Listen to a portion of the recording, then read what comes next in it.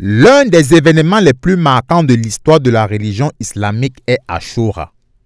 Les séquelles sont visibles, raison pour laquelle, 40 jours plus tard, la commémoration de l'assassinat de l'imam Hussein est très importante.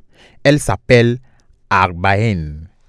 Aujourd'hui, c'est l'un des plus grands rassemblements religieux au monde, raison pour laquelle les fidèles de la communauté chiite du Cameroun, en présence de plusieurs autorités traditionnelles, se sont réunis ce jeudi 14 août 2025 à la salle de fête Mwanton de Fumban pour un vibrant hommage. Arba'in en fait, qui est le 40e jour après le massacre, la tragédie de Karbala.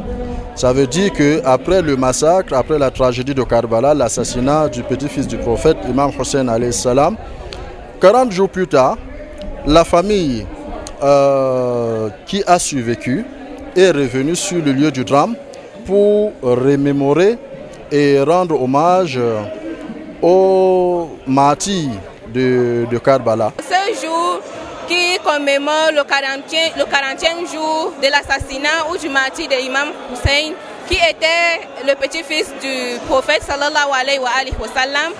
Cela est une tristesse pour nous déjà, et aussi en même temps une joie, parce que c'est grâce à ce martyr, c'est grâce à ce imam Hussein que nous avons appris à toujours dire non à l'injustice. Le nombre 40 occupe une place importante dans l'islam. C'est ce que l'on retrouve dans le hadith, où les traditions chiites insistent sur cette durée pendant laquelle on a pleuré Hussein. Ainsi, on peut lire que la terre pleure la mort d'un croyant pendant 40 matins. Pour rappel, l'imam Al-Hussein fut tué le 10 du mois de Muharram en 680 lors de la bataille de Karbala contre l'armée du calife Yazid Ier. Selon les Écritures, Yabid ibn Abdullah al-Ansari, accompagné d'Atiya al-Oufi, se présenta à Arba'in sur la tombe des martyrs du soulèvement d'Ashura, dont l'imam Hussein. Arba'in ou bien Ashura, c'est le deuil. Arba'in également, c'est le deuil. Aujourd'hui, vous allez voir, pendant certains événements, vous allez voir comme si l'événement est teinté d'un peu de joie.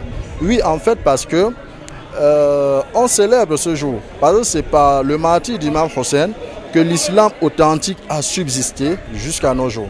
Des fois, nous avons peur de parler, des fois, nous avons peur de nous lever. Mais ce n'est pas ça la solution selon moi. Selon moi, c'est se tenir face et de dire non. Quand on dit non, on dit non. Parce que Imam Hussein, s'il s'était adhéré à Yazid, la'anatullahi alayhi, si c'était tenu derrière lui, c'est que nous serons aujourd'hui. Cet islam que nous appelons islam ne serait même pas en vie. Pour déjà y avoir entre sunnites et chiites, il n'aurait même pas d'islam pour déjà nous diviser. L'histoire de l'imam Hussein, petit-fils du prophète Mohammed et de son martyr à Karbala, offre plusieurs leçons importantes, notamment sur le sacrifice pour la vérité, la résistance à la justice et la préservation de l'islam authentique.